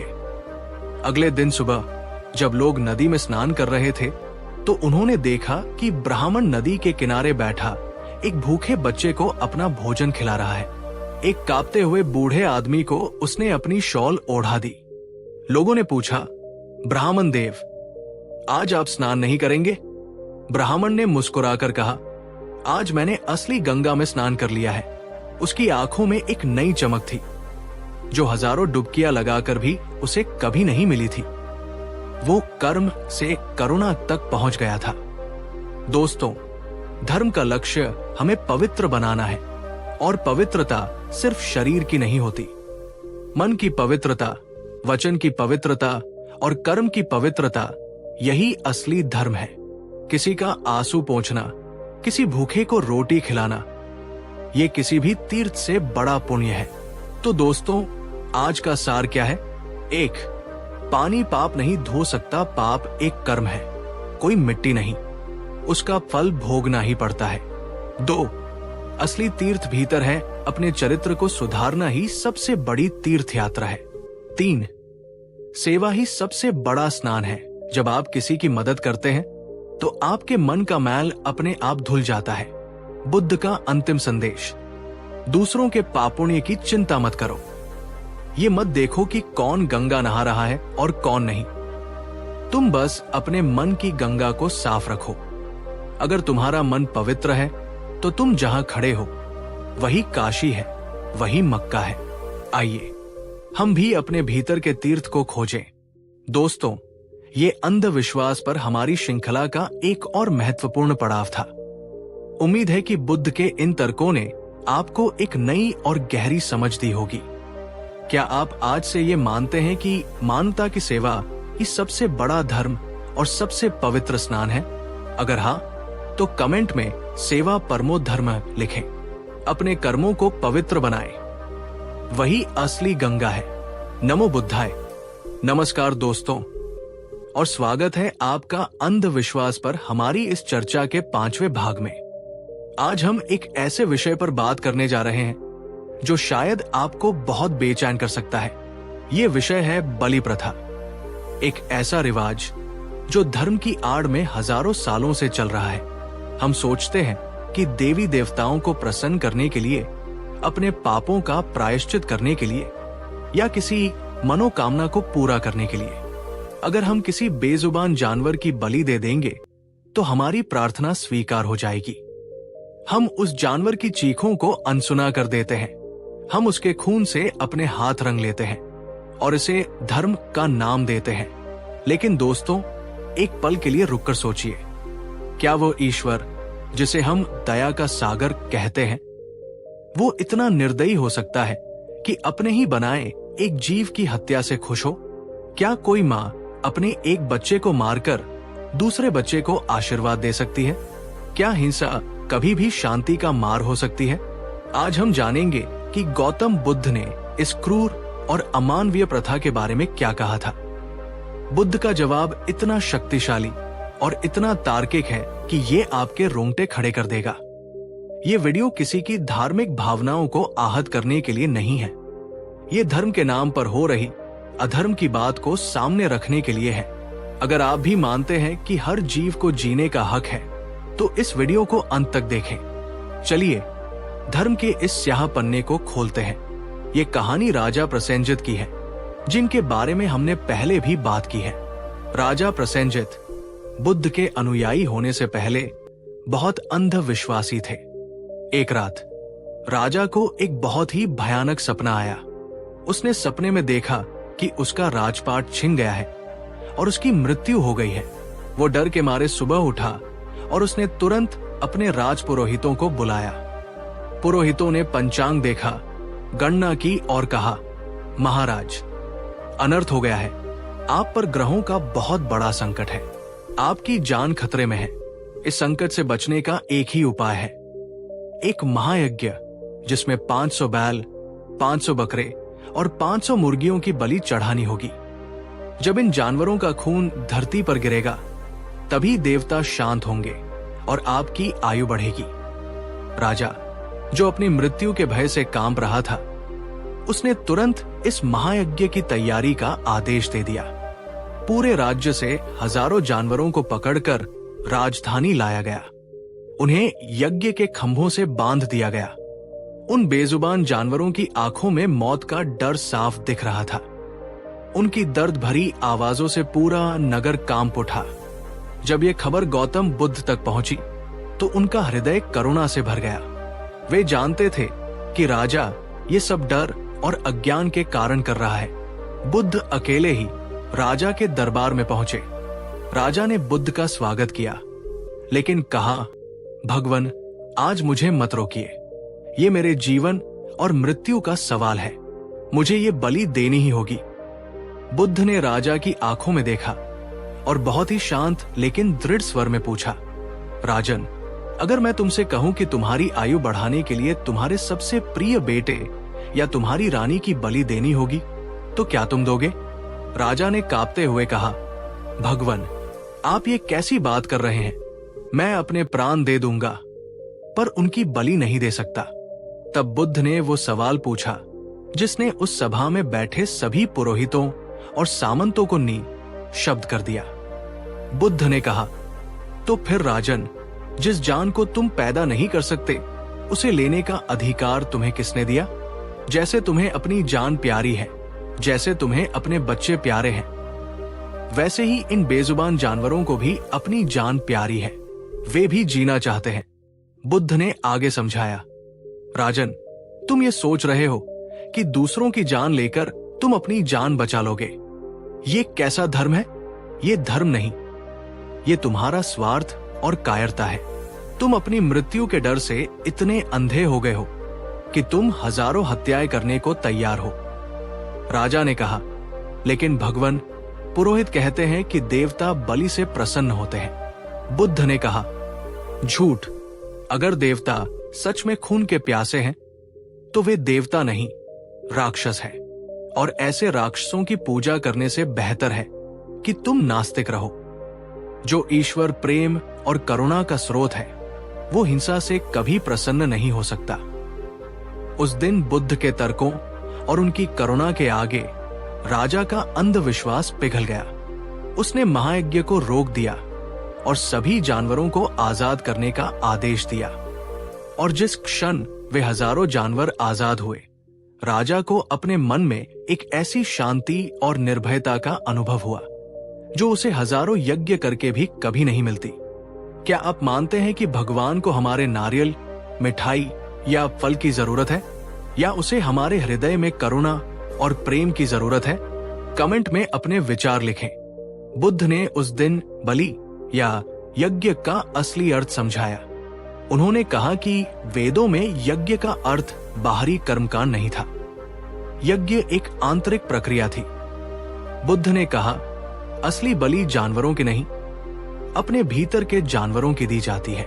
उन्होंने 5 असली बलियों का वर्णन किया। 1, अहंकार की बलि। जब तुम अपना मैं, अपना घमंड त्याग देते हो और विनम्र बन जाते हो, तो ये सबसे बड़ी बलि है। 2, क्रोध की बलि। जब कोई तुम्हारा अपमान करे और तुम उसे पलटकर जवाब देने की बजाय शांत रहो और उसे माफ कर दो, तो तुमने अपने क्रोध की बलि दे दी। ये महायज्ञ है। 3, लालच की बलि। जब तुम अपनी जरूरत से ज्यादा चीजों का मोह त्याग देते हो और अपनी संपत्ति को जरूरतमंदों के साथ बांटते हो, तो तुमने अपने लालच की बलि दे दी। 4, ईर्ष्या की बलि। जब तुम दूसरों की सफलता को देखकर जलने की बजाय उनकी खुशी में खुश होते हो, तो तुमने अपनी ईर्ष्या की बलि दे दी। 5, अज्ञान की बलि। जब तुम अपनी झूठी मान्यताओं और अंधविश्वासों को त्याग कर सत्य और ज्ञान के मार्ग पर चलते हो, तो ये परम बलि है। बुद्ध ने कहा, जो व्यक्ति इन 5 बलियों को देता है, उसे किसी बाहरी यज्ञ या हवन की जरूरत नहीं पड़ती। देवता स्वयं उसके घर चलकर आते हैं। उसका पूरा जीवन ही एक यज्ञ बन जाता है। दोस्तों, ये कितना गहरा और सुंदर विचार है। बुद्ध कह रहे हैं कि भगवान को तुम्हारे बकरे या मुर्गे का खून नहीं चाहिए। भगवान को तुम्हारे अहंकार का खून चाहिए। धर्म का मतलब मारना नहीं, मरना है अपने भीतर के विकारों का। बुद्ध ने बलि प्रथा का विरोध सिर्फ करुणा के आधार पर नहीं किया, बल्कि कर्म के वैज्ञानिक नियम के आधार पर भी किया। बुद्ध ने कहा, हर कर्म एक बीज है, तुम जो बोओगे वही काटोगे। ये अटल है। जब तुम किसी निर्दोष जीव की हत्या करते हो, तो तुम हिंसा, पीड़ा और भय का बीज बोते हो। तो तुम्हारी फसल क्या होगी? तुम्हें भी बदले में हिंसा, पीड़ा और भय ही मिलेगा। हो सकता है इस जन्म में या अगले जन्म में, लेकिन मिलेगा जरूर। बुद्ध ने एक बहुत ही सीधी बात कही। क्या तुम चाहते हो कि कोई तुम्हें मारे? नहीं, तो फिर तुम किसी और को कैसे मार सकते हो? जो व्यवहार तुम्हें अपने लिए पसंद नहीं, वो दूसरों के साथ मत करो। यही संपूर्ण धर्म है। दोस्तों, आज हम हजारों तर्क देते हैं, ये तो बस एक जानवर है, ये तो खाने के लिए ही बना है, ये तो परंपरा है। लेकिन बुद्ध पूछते हैं, क्या उस जानवर को दर्द नहीं होता? क्या वो मरना चाहता है? अगर नहीं, तो हम कौन होते हैं उसकी जिंदगी छीनने वाले? सिर्फ इसलिए कि हम उससे ज्यादा ताकतवर हैं? तो फिर जंगल के शेर और इंसान में क्या फर्क रह गया? मानसिक शांति और आध्यात्मिक उन्नति का पहला कदम ही अहिंसा है। जिस व्यक्ति का हृदय हिंसक है, वो चाहे दिन रात ध्यान करे, उसे कभी सच्ची शांति नहीं मिल सकती, क्योंकि उसके अवचेतन मन में उन मूक जीवों की चीखें गूंजती रहेंगी। क्या धर्म के नाम पर किसी भी जीव की हत्या को जायज ठहराया जा सकता है? कमेंट में हाँ या नहीं लिखें। तो अगर बलि देना गलत है, तो देवताओं को प्रसन्न करने का सही तरीका क्या है? बुद्ध ने करुणा का यज्ञ सिखाया। बुद्ध ने कहा, असली यज्ञ आग जलाना नहीं है, असली यज्ञ है 1. माता पिता की सेवा की आग जलाओ, वो सबसे बड़ा यज्ञ है। 2. जरूरतमंदों की मदद की आग जलाओ, किसी भूखे को भोजन कराना, किसी प्यासे को पानी पिलाना, किसी बेघर को छत देना, ये परम यज्ञ है। 3. ज्ञान के दीपक की आग जलाओ, अज्ञान के अंधकार को मिटाना सबसे पवित्र यज्ञ है। बुद्ध ने कहा, ईश्वर को कुछ चढ़ाने की बजाय ईश्वर की बनाई इस सृष्टि की सेवा करो। जब तुम किसी रोते हुए के आंसू पोंछते हो, तो ईश्वर स्वयं तुम्हारे आंसू पोंछता है। दोस्तों, आज से चलिए एक नया यज्ञ शुरू करते हैं। अगली बार जब आप मंदिर जाएं और 100 रुपए का प्रसाद चढ़ाने की सोचें, तो उस 100 रुपए से किसी गरीब बच्चे को किताब खरीद कर दे। मेरा यकीन मानिए, आपको जो खुशी और पुण्य मिलेगा, वो लाखों के प्रसाद से ज्यादा होगा। तो दोस्तों, आज का सार क्या है? 1. ईश्वर खूनी नहीं है, वो करुणा का सागर है। हिंसा उसे प्रसन्न नहीं कर सकती। 2. असली बलि अपनी बुराइयों की 2 क्रोध, अहंकार और लालच को खत्म करो। 3. कर्म का फल अटल है, हिंसा का बीज बोओगे तो हिंसा ही काटोगे। 4. सेवा ही सबसे बड़ा यज्ञ है, मानवता और जीव दया ही सच्चा धर्म है। बुद्ध का अंतिम संदेश, मेरा धर्म बहुत सरल है, मेरा धर्म है दया। सभी जीवों पर दया करो, किसी को पीड़ा मत पहुंचाओ। आइए हम भी ऐसे ही सरल और सच्चे धर्म को अपनाएं। दोस्तों, ये विषय बहुत ही संवेदनशील था और मुझे पता है कि ये कुछ लोगों को असहज कर सकता है, लेकिन सत्य कभी कभी कड़वा होता है। क्या आप आज से ये वादा करते हैं कि आप किसी भी जीव को, चाहे वो इंसान हो या जानवर, जानबूझकर कोई पीड़ा नहीं पहुंचाएंगे? अगर हाँ, तो कमेंट में लिखें, मैं अहिंसा का पालन करूंगा। नमस्कार दोस्तों, और स्वागत है आपका अंधविश्वास पर हमारी इस चर्चा के 6ठे भाग में। आज हम उस अंधविश्वास पर बात करने जा रहे हैं जो हमारे देश के इतिहास का सबसे कलंकित अध्याय है। ये एक ऐसा जहर है जिसने हजारों सालों तक हमारे समाज को खोखला किया है। ये है जातिवाद और छुआछूत। एक ऐसा विश्वास कि सिर्फ किसी खास परिवार में जन्म लेने से कोई ऊंचा या पवित्र हो जाता है और किसी दूसरे परिवार में जन्म लेने से कोई नीचा या अछूत हो जाता है। एक ऐसा अंधविश्वास जहां इंसान की कीमत उसके गुणों से नहीं, उसकी जाति से तय होती है।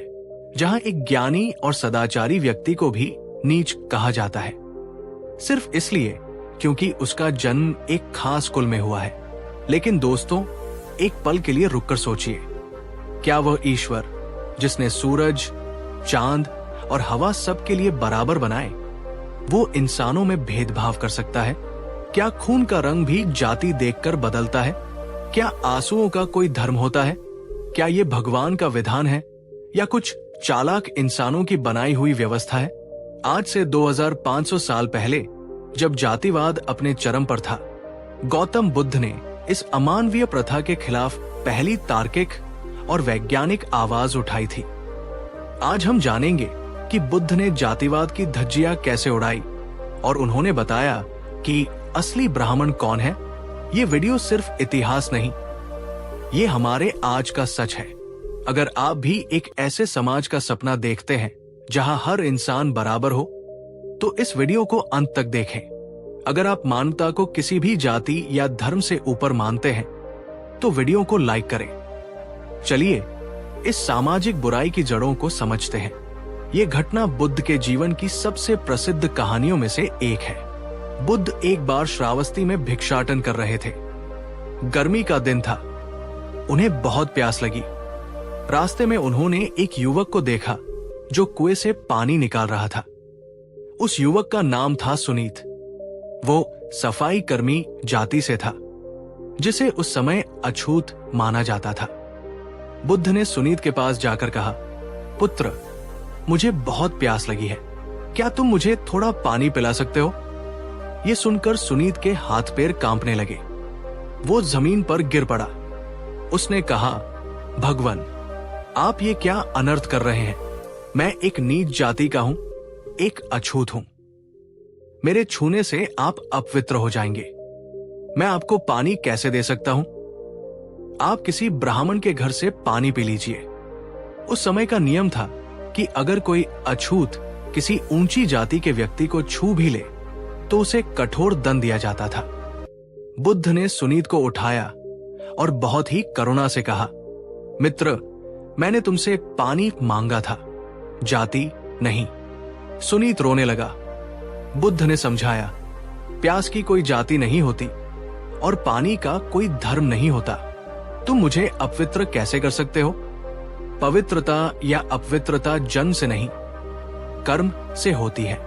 बुद्ध ने आगे वो ऐतिहासिक बात कही जिसने भारतीय समाज की नींव हिला दी।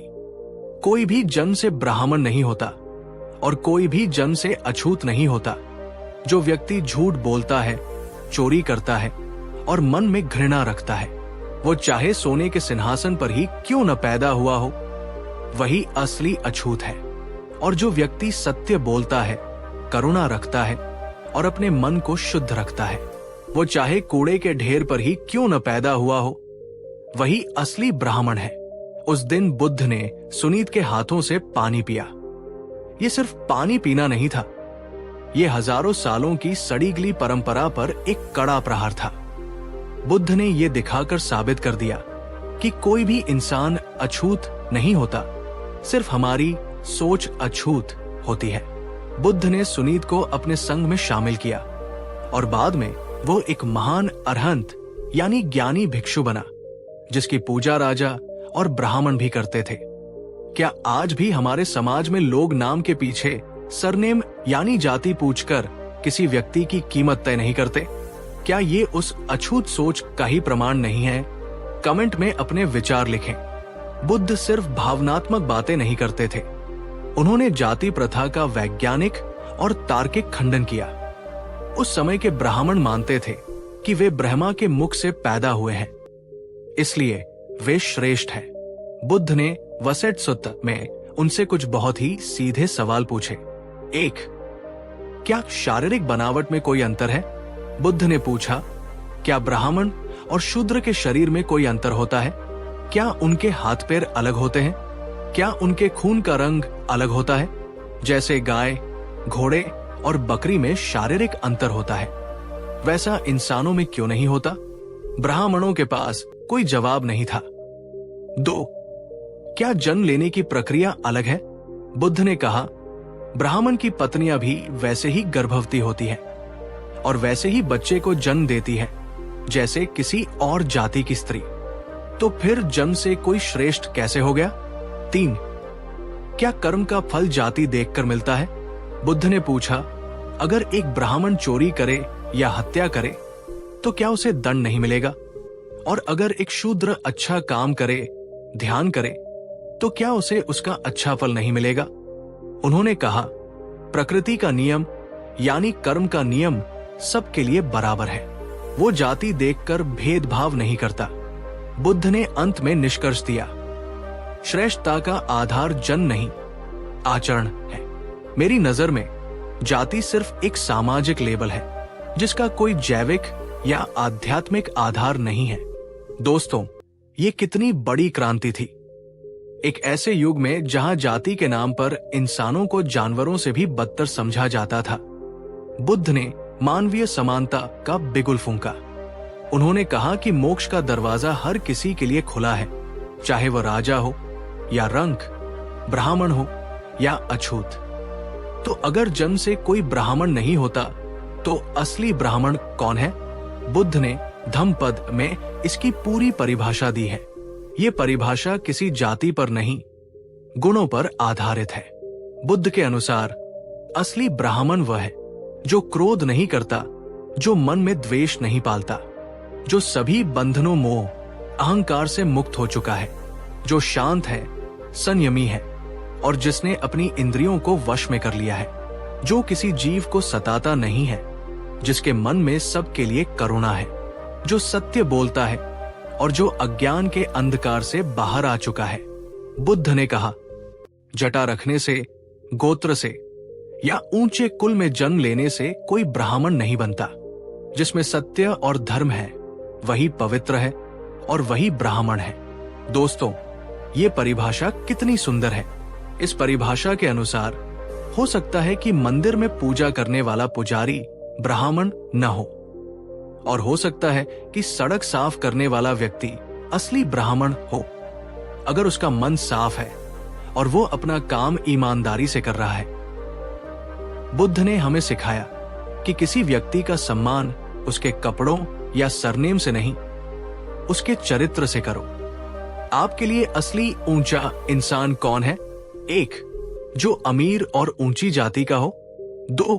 जो गरीब लेकिन ईमानदार और दयालु हो। कमेंट में अपना जवाब लिखें। बुद्ध ने सिर्फ उपदेश नहीं दिया, उन्होंने उसे अपने जीवन में उतारा। वे भिक्षा मांगते समय कभी किसी के घर की जाति नहीं पूछते थे। उनके लिए राजा का महल और एक गरीब की झोपड़ी बराबर थी। एक बार बुद्ध एक लोहार चुंद के घर भोजन करने गए। लोहार को उस समय नीची जाति का माना जाता था।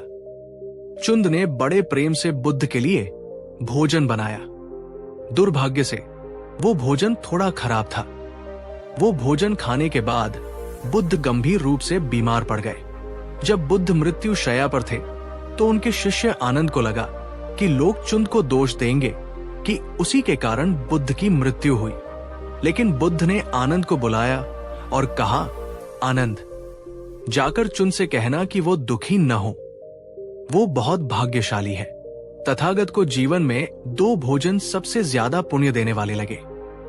एक वह जो ज्ञान प्राप्ति से पहले सुजाता ने खिलाया था, और दूसरा ये अंतिम भोजन जो चुंद ने खिलाया है। सोचिए, अपनी मृत्यु का दोष भी बुद्ध ने उस नीची जाति के व्यक्ति पर नहीं आने दिया। उन्होंने उसके प्रेम और उसकी भक्ति का सम्मान किया। ये थी बुद्ध की महानता, ये थी उनकी समता की भावना। आज भी जब हम शादी के लिए अपनी जाति का लड़का या लड़की ढूंढते हैं, या जब हम किसी खास जाति के व्यक्ति को शक की नजर से देखते हैं, तो हमें याद करना चाहिए कि बुद्ध ने इस खोखले भेदभाव को 2500 साल पहले ही नकार दिया था। तो दोस्तों, आज का सार क्या है? 1. कोई जन्म से श्रेष्ठ नहीं है, श्रेष्ठता कर्मों से आती है, कुल से नहीं। 2. ईश्वर भेदभाव नहीं करता, ये इंसानों का बनाया हुआ जहर है। 3. असली ब्राह्मण वह है जिसका आचरण शुद्ध है, आपकी डिग्री या जाति नहीं। आपका चरित्र आपकी पहचान है। 4. मानवता ही सबसे बड़ी जाति है, हर इंसान का सम्मान करो, क्योंकि हर किसी के भीतर वही परमात्मा का अंश है। बुद्ध का अंतिम संदेश, जैसे अलग अलग नदियां समुद्र में मिलकर अपना नाम और अपनी पहचान खो देती है और सिर्फ सागर बन जाती है, वैसे ही मेरे संग में आकर हर वर्ण यानी जाति का व्यक्ति अपनी पुरानी पहचान खो देता है और सिर्फ भिक्षु यानी साधक बन जाता है। आइए हम भी जात पात की इन छोटी छोटी नदियों से बाहर निकलकर मानवता के महासागर में मिल जाएं। दोस्तों, ये वीडियो समाज के एक बहुत बड़े कोड पर एक छोटा सा प्रहार था। उम्मीद है कि बुद्ध के इन तर्कों ने आपको ये समझाया होगा कि इंसानियत से बड़ा कोई धर्म नहीं। क्या आप आज से ये वादा करते हैं कि आप किसी भी व्यक्ति को उसकी जाति से नहीं, बल्कि उसके व्यवहार और गुणों से परखेंगे? अगर हाँ, तो कमेंट में लिखें, मैं इंसानियत में विश्वास रखता हूं। नमस्कार दोस्तों, और स्वागत है आपका अंधविश्वास पर हमारी इस चर्चा के 7वें भाग में। आज मैं आपसे कुछ सवाल पूछता हूं जो आपने अपने घर में जरूर सुने होंगे। बेटा, शाम को झाड़ू मत लगाओ, लक्ष्मी चली जाएगी। झाड़ू को पैर मत लगाना, पाप लगता है। कोई घर से बाहर जाए तो तुरंत झाड़ू मत लगाओ। ये नियम किसने बनाए और क्यों? क्या सच में लकड़ी और सिंकों से बनी एक झाड़ू में इतनी ताकत है कि वो आपके घर की किस्मत बदल सके? और दूसरी तरफ, ये काम 10:15 के शुभ मुहूर्त पर ही शुरू करना। अभी राहुकाल चल रहा है, कुछ मत खरीदो। क्या समय भी शुभ और अशुभ होता है, या ये भी सिर्फ हमारे मन का एक और वहम है? आज हम इन छोटे छोटे लेकिन बहुत ही गहरे अंधविश्वासों की जड़ों तक जाएंगे और गौतम बुद्ध के तार्किक नजरिए से जानेंगे कि इनका सच क्या है। ये वीडियो आपको उन नियमों से आजाद कर देगा जिन्हें आप बिना सोचे समझे सालों से ढो रहे हैं। अगर आप एक जागरूक और तर्कसंगत जीवन जीना चाहते हैं तो इस वीडियो को अंत तक देखें। अगर आप वहम नहीं, विवेक को चुनना चाहते हैं तो वीडियो को लाइक करें। चलिए इन अदृश्य नियमों का सच जानते हैं। ये घटना बुद्ध के जीवन काल की है। बुद्ध के विहार में सैकड़ों भिक्षु रहते थे। विहार का नियम था स्वच्छता। हर भिक्षु को अपनी कुटिया और आसपास का क्षेत्र साफ रखना पड़ता था। एक दिन एक नया भिक्षु संघ में शामिल हुआ। वो एक ब्राह्मण परिवार से आया था जहां बहुत सारे अंधविश्वास माने जाते थे। शाम का समय था, सूरज ढल रहा था। उस नए भिक्षु ने देखा कि बुद्ध के एक वरिष्ठ शिष्य सुदत्त अपनी कुटिया के बाहर झाड़ू लगा रहे हैं। ये देखकर वो नया भिक्षु दौड़कर सुदत्त के पास गया और उनका हाथ पकड़ लिया। उसने कहा, भंते, आप ये क्या अनर्थ कर रहे हैं? सूर्यास्त के बाद झाड़ू लगाना अशुभ होता है। इससे घर की लक्ष्मी चली जाती है और दरिद्रता आती है। सुदत्त मुस्कुराए। उन्होंने झाड़ू लगाना नहीं छोड़ा। उन्होंने उस नए भिक्षु से पूछा, मित्र, क्या तुम जानते हो कि लक्ष्मी का असली अर्थ क्या है? नए भिक्षु ने कहा, धन की देवी। सुदत्त ने कहा, नहीं, बुद्ध के अनुसार लक्ष्मी का अर्थ है गुण और समृद्धि। उन्होंने समझाया, लक्ष्मी का अर्थ है स्वास्थ्य, लक्ष्मी का अर्थ है मन की शांति, लक्ष्मी का अर्थ है ज्ञान, और लक्ष्मी का अर्थ है स्वच्छता। सुदत्त ने कहा, अब तुम बताओ, अगर मैं शाम को ये कूड़ा करकट साफ नहीं करूंगा तो रात में यहां मच्छर और कीड़े मकोड़े पैदा होंगे। वे हमें काटेंगे, बीमारियां फैलाएंगे। तो क्या इससे हमारी स्वास्थ्य रूपी लक्ष्मी चली नहीं जाएगी? वो नया भिक्षु चुप हो गया। सुदत्त ने आगे कहा, अगर ये जगह गंदी रहेगी तो यहां ध्यान करने में मेरा मन नहीं लगेगा, मुझे अशांति होगी। तो क्या इससे मेरी शांति रूपी लक्ष्मी चली नहीं जाएगी? असली अलक्ष्मी यानी दरिद्रता, गंदगी और अव्यवस्था है, और झाड़ू उस अलक्ष्मी को भगाने का सबसे बड़ा मंत्र है, वो चाहे सुबह लगे या शाम को। दोस्तों, ये कितनी तार्किक और वैज्ञानिक बात है। हमारे पूर्वजों ने शाम को झाड़ू लगाने से क्यों मना किया था? क्योंकि पुराने जमाने में बिजली नहीं होती थी। अंधेरे में झाड़ू लगाने से कोई कीमती चीज जैसे सोने की बाली या सिक्का भी कूड़े के साथ बाहर जा सकती थी।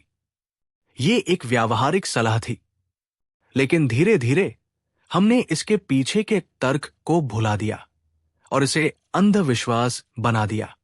बुद्ध हमें यही सिखाते हैं, किसी भी नियम को आंख मूंद कर मत मानो, उसके पीछे का क्यों पूछो। क्या आपके घर में भी शाम को झाड़ू नहीं लगाई जाती? इस वीडियो के बाद क्या आप अपने बड़ों को इसका असली वैज्ञानिक कारण समझाएंगे? कमेंट में बताएं। अब आते हैं दूसरे बड़े अंधविश्वास पर, शुभ मुहूर्त। इस घड़ी में ये करो, उस घड़ी में ये मत करो। राहुकाल चल रहा है, यात्रा मत करो। बुद्ध ने इस धारणा का भी पूरी तरह से खंडन किया। एक बार एक व्यक्ति बुद्ध के पास आया और बोला, भगवान, मुझे एक लंबी यात्रा पर जाना है। कृपया बताइए कि निकलने के लिए सबसे शुभ मुहूर्त कौन सा है?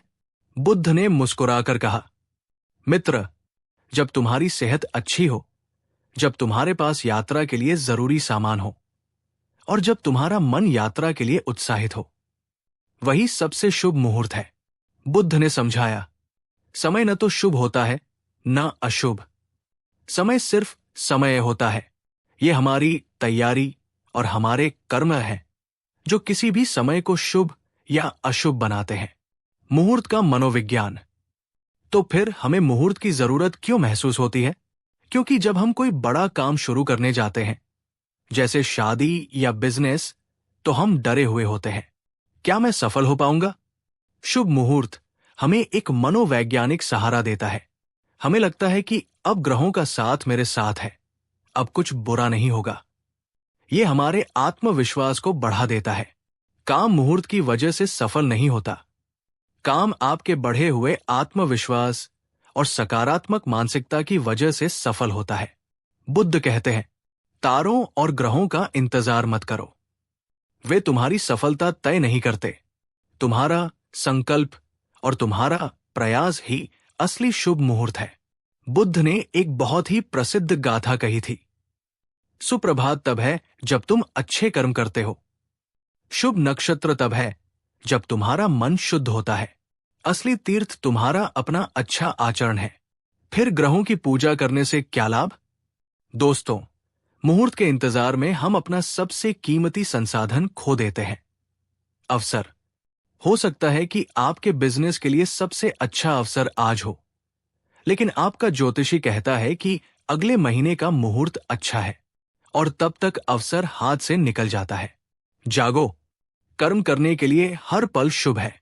तो अगर बाहरी मुहूर्त कुछ नहीं है, तो असली शुभ मुहूर्त क्या है? बुद्ध ने इसका एक बहुत ही व्यावहारिक जवाब दिया। बुद्ध ने कहा, कर्म ही असली नक्षत्र है। बुद्ध ने असली मुहूर्त देखने के 3 तरीके बताए। 1. अवसर को पहचानो। सबसे शुभ समय वो है जब आपके सामने कोई अच्छा अवसर हो। अगर कोई अच्छी नौकरी मिल रही है तो राहुकाल मत देखो। 2. अपनी तैयारी देखो। क्या तुम उस काम के लिए तैयार हो? क्या तुम्हारे पास जरूरी ज्ञान, स्किल और संसाधन है? अगर हां, तो वही शुभ मुहूर्त है। 3. अपना इरादा देखो। क्या तुम वो काम किसी की भलाई के लिए कर रहे हो या किसी का नुकसान करने के लिए? अगर तुम्हारा इरादा नेक है तो हर घड़ी शुभ है।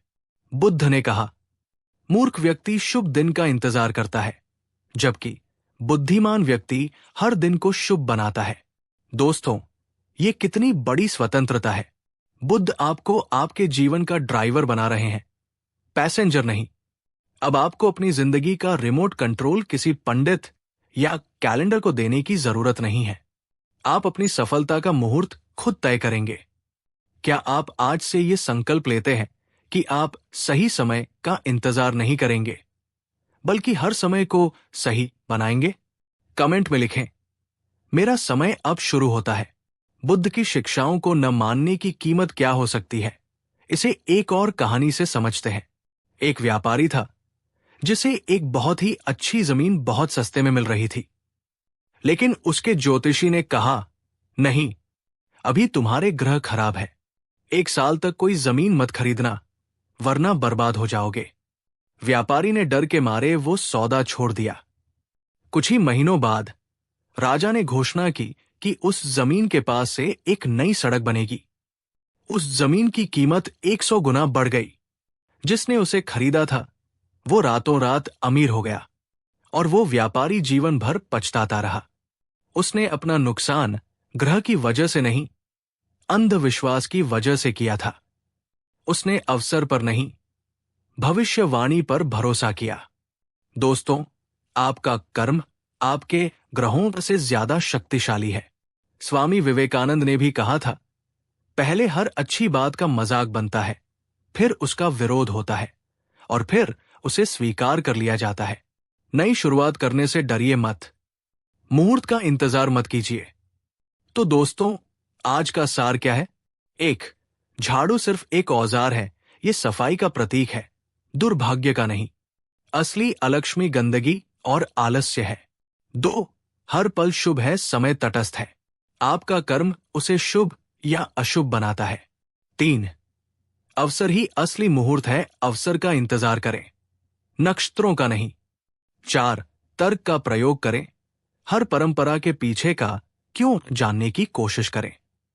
बुद्ध का अंतिम संदेश, किसी भी बात पर सिर्फ इसलिए विश्वास मत करो क्योंकि तुमने उसे सुना है, या क्योंकि वो परंपरा है, या क्योंकि वो धर्म ग्रंथों में लिखी है। हर बात को अपनी तर्क की कसौटी पर कसो, और जब तुम्हें लगे कि ये तुम्हारे और दूसरों के भले के लिए है, तभी उसे स्वीकार करो और उस पर चलो। यह है वैज्ञानिक आध्यात्मिकता। दोस्तों, ये वीडियो उन छोटी छोटी मानसिक बेड़ियों को तोड़ने का एक प्रयास था जो हमें आगे बढ़ने से रोकती है। उम्मीद है कि आज के बाद आप अपनी जिंदगी ज्यादा आजादी और आत्मविश्वास से जिएंगे। क्या आप वादा करते हैं कि आप आज से कम एक अंधविश्वास को छोड़ देंगे जिसे आप अब तक मानते आए हैं? कमेंट में उस अंधविश्वास का नाम लिखें जिसे आप छोड़ रहे हैं, जैसे शाम को झाड़ू लगाना या मुहूर्त देखना। अगर आपको बुद्ध का ये तार्किक दृष्टिकोण पसंद आया तो वीडियो को लाइक करें। इस वीडियो को हर उस व्यक्ति के साथ शेयर करें जो वहम और अंधविश्वास में जी रहा है। सब्सक्राइब करें ताकि हम ऐसे ही अंधविश्वासों का पर्दाफाश करते रहें और एक जागरूक समाज का निर्माण कर सकें। अगली कड़ी में हम एक और अंधविश्वास पर बात करेंगे। क्या बलि देने से देवता खुश होते हैं? तब तक के लिए जागरूक बने,